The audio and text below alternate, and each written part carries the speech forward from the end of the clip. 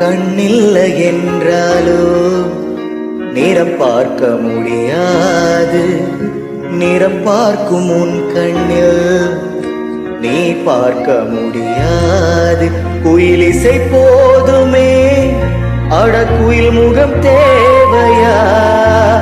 உணர்வுகள் போதுமே, அதன் உருவம் தேவையா?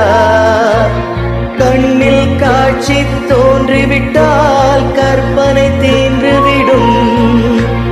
கண்ணில் தோன்றால் காட்சியில் தான் கற்பனை வளர்ந்து விடும்.